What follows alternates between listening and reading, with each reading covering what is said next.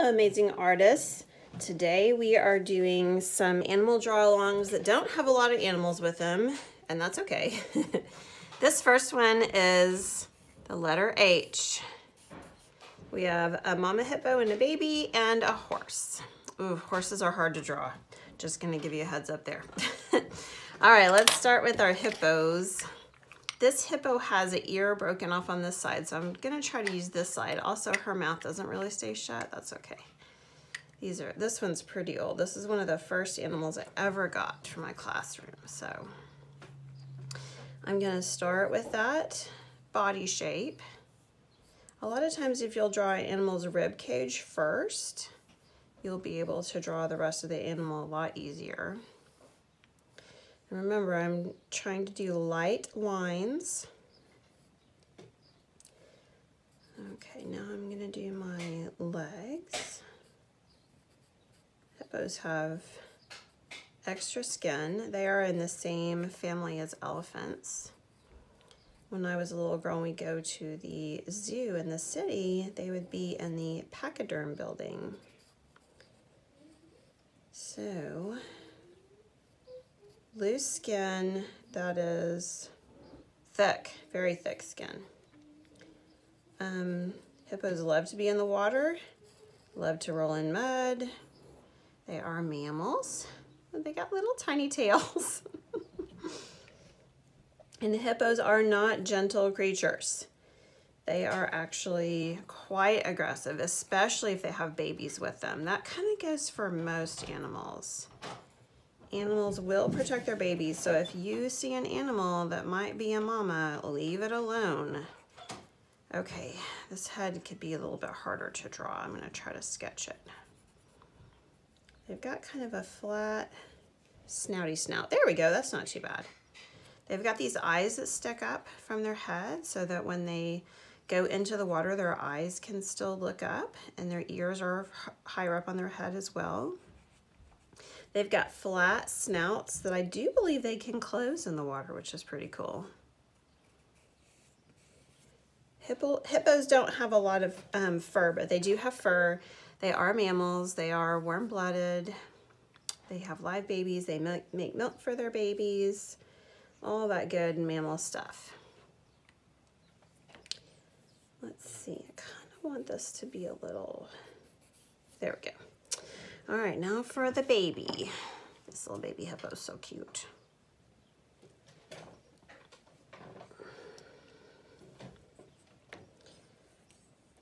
I've still got to have room to draw my horse.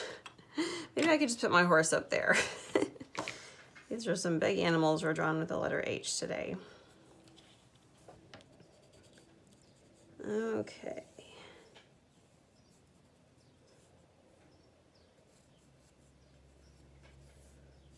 I'm going to try to draw my baby hippo's, body first, rib cage first. That helps me place things easier. Then I can go and add the head and other parts. Sometimes it's hard for me to talk while I'm drawing, so I'm really concentrating.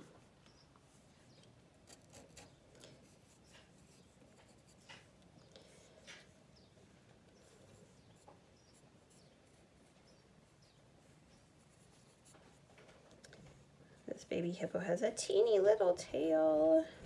It's very small. Little bitty feet.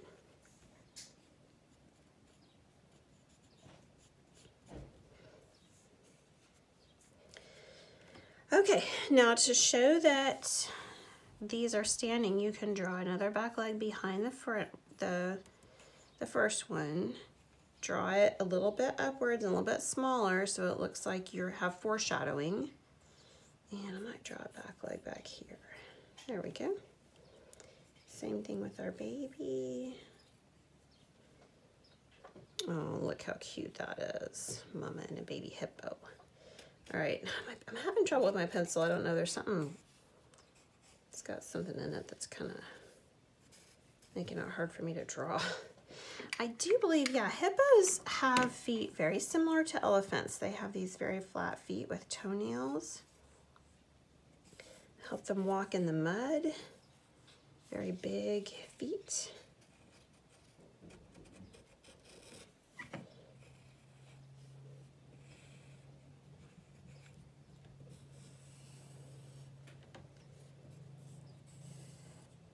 Make my hip a little bit bigger.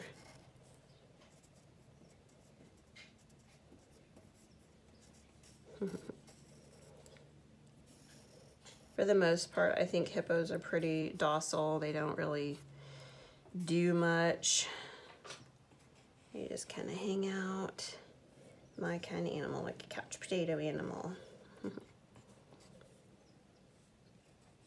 Make the baby smile.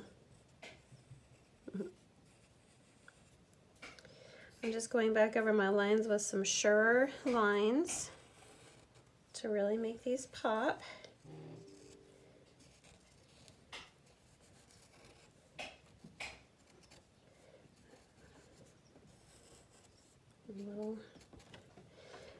Little bitty lines to make it look like there's a little bit of a toenail there.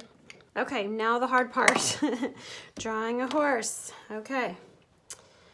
Let me see. I'm gonna start, and this is gonna be difficult too because I made these hippos really big. So I'm gonna have to squish this horse in up here. So I'm gonna start, oh boy, that's not gonna work. For the first time, I might actually have to get a different piece of paper. Oh my goodness, you guys. We'll see if I can make it work. I guess I could just flip it over to the back. I don't really want to do that though. All right, I'll just try to make it smaller. Here we go.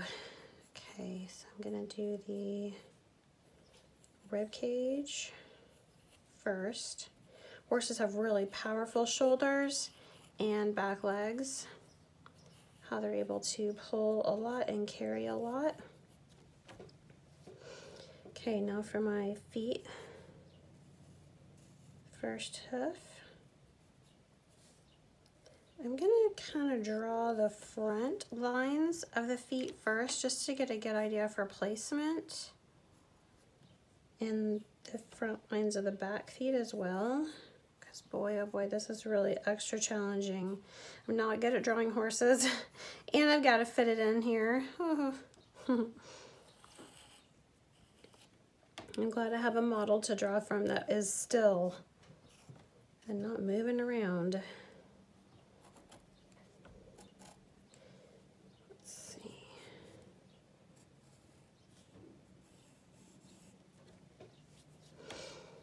Okay. I'm just doing some sketching. Oh, the ears are gonna go off the paper. That's okay.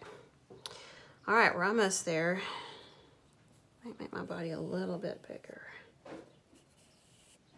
Okay, I might not be able to. I might have to actually make my head smaller. I'm actually doing a lot of calculating in my head right now. This horse I love because it has really big hooves. Okay.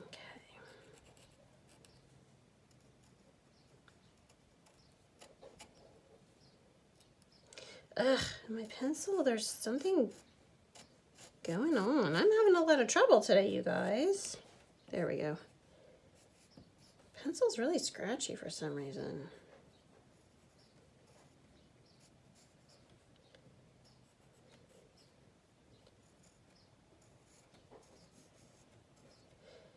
Okay, this probably won't be the best horse drawing ever, but it might actually be kind of passable. I'm gonna leave the body shape how it is because I'm afraid I'm gonna run out of room because I've made this head a little bit big, so make my head a little bit smaller.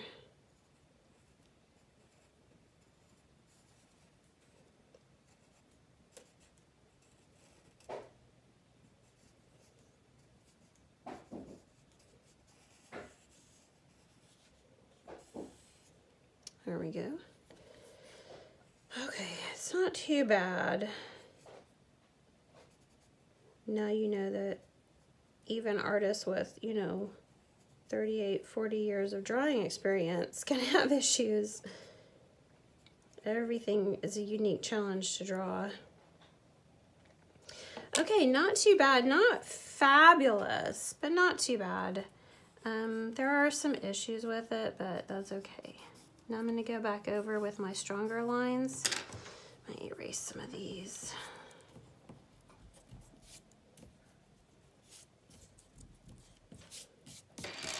Oops.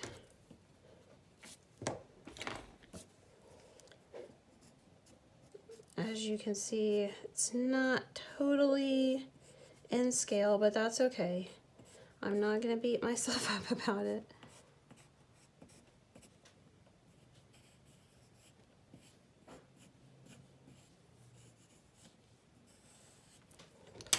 And to get a little bit stronger through the neck.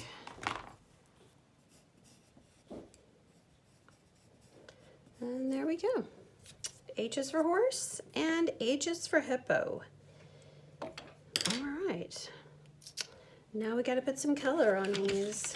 I'm going to use colored pencils today. I'm going to start with my horse because I'm a little embarrassed by it. I'm going to cover it up quickly. And it is gray. Now when you're working with just 24 colored pencils, you often don't have a lot of choice on grays. It really helps to have a light gray and a dark gray. This is more of a browned gray, so it's not the same gray as my horse. That's all right. I'm just gonna go through and lightly, you put color on very, very, very lightly first.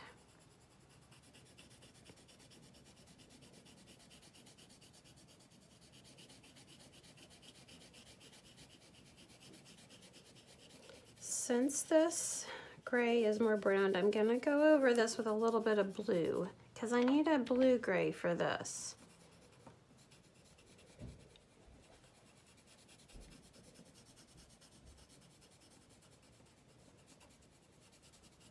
Again, you have to really think in your head about, you know, what do I need? What can make this color look like a different color?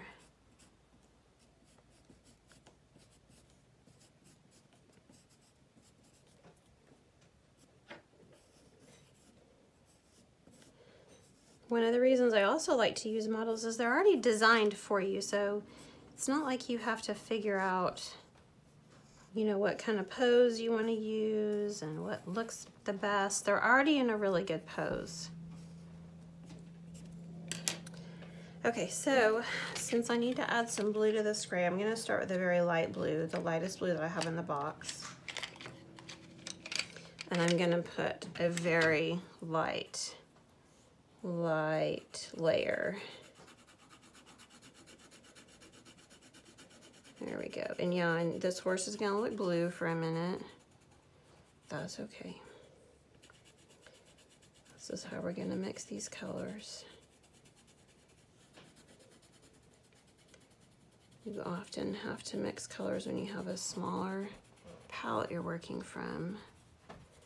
But mixing the colors and figuring them out is kind of part of the fun. It's like the key to unlocking your art.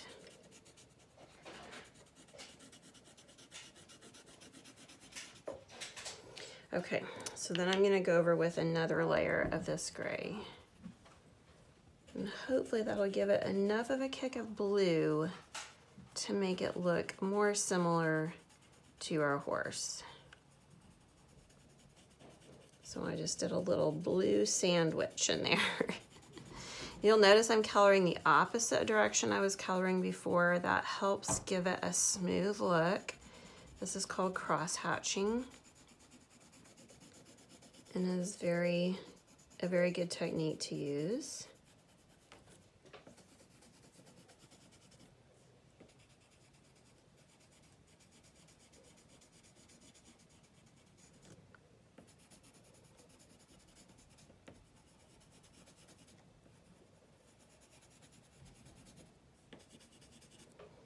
Okay, that's not too bad. I'm not gonna do the cream, but we got the main color of that horse, and I didn't do such a terrible job drawing it, so I'm kind of proud of myself. You guys, I'm really bad at drawing horses, so that was pretty good for me. All right, let's go into the hippo, which should be a lot easier. This is a brown, obviously. It's kind of got a little bit of purple in it. How do I know that, you say? Years and years of looking at grays and browns and trying to figure out how they were mixed. And just doing my best to get it, you know, done as much as possible. Like, oh, let me try this, and it worked. So this brown is actually pretty good. So I don't think I'm gonna have to add anything, which will be nice. So this is probably already a really long video.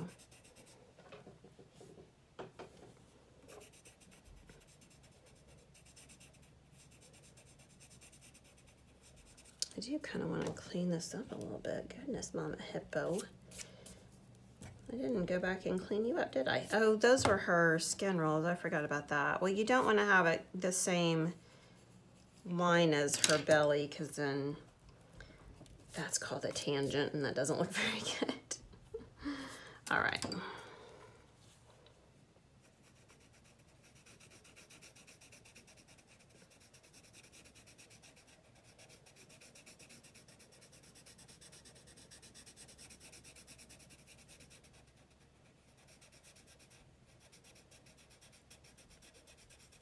I am trying to color a little bit sideways with my colored pencil so that it's got a nice soft look to it. I don't want to color with the very point of my pencil. Otherwise I can't get that real soft texture. I'm not pushing down very hard at all. Again, you guys know the key is layers, and layers, you can't start with the hardest pressing down of your tool. You've got to start really lightly. One of the best gifts I ever got was a really big set of Prismacolor colored pencils that I got for my high school graduation from my parents, and still have that set. I've used it a ton. The reason I still have it is because you can go to Michael's or Hobby Lobby and get open stock colored pencils to replace any that you use up. So over the years, I've just been able to go and buy a pencil that I've used up completely. But that set of colored pencils really helped me learn how to do coloring. Okay, I'm gonna go ahead and color the baby. And then we're gonna make another pass, this time going the opposite direction.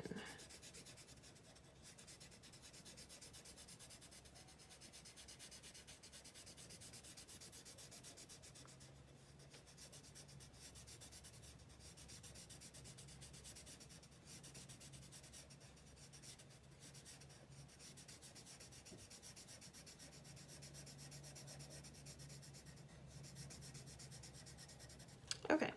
Now, I encourage you to move the paper if you need to. So I am going to move it this way, and I'm going to color the opposite direction. This is going to give me a smoother finish.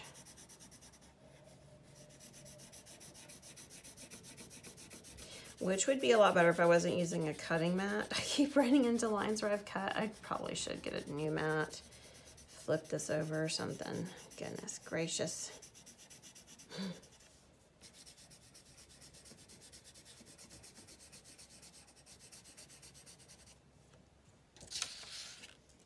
And then let's give that baby another layer, going the opposite direction.